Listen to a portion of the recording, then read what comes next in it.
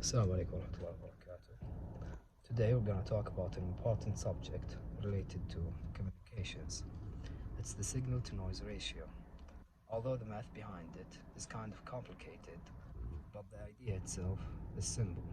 So we're going to talk about all of that and its importance along with other things. So what's the signal to the noise ratio? It's comparing the signal strength to the noise strength. The most common way to measure it is in decibels. The higher decibels you get, the better the signal, since it means larger ratio of useful information, which is the signal itself. So let's say a ratio of 100 decibel is much better than a signal with 50 decibel. Now we're going to talk about why is it important. Many electronic devices depends on it, such as microphones, speakers, phones, headphones, radios, receivers, and so on. The actual noise is usually described as low or white electric hiss.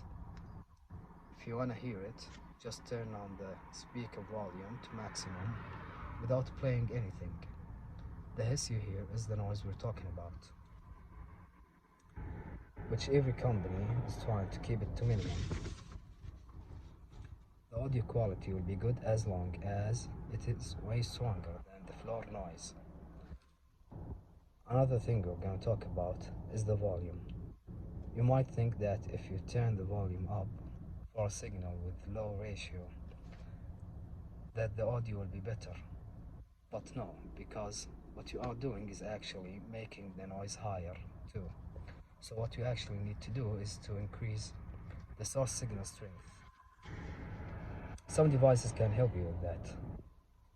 And now let's try to explain the noise to ratio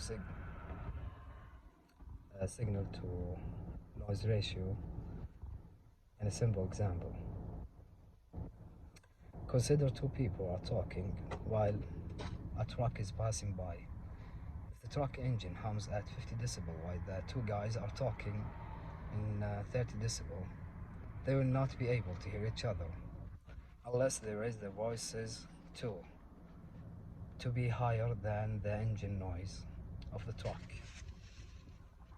Now we're going to talk about how to improve the signal to noise ratio. Unfortunately, once the noise has merged with the signal, it cannot be filtered. Therefore, it is better to take precautions to decrease the noise. And you can follow like 3 simple steps to make that happen.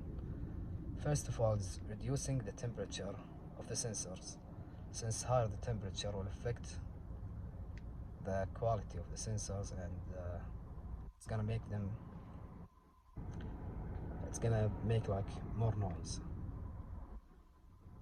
Another thing you need to keep its temperature low is the analog devices in your microphone.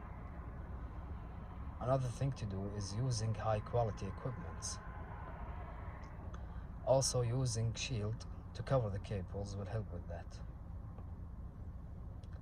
And now we come for the last part of this report, which is the mathematical formulas.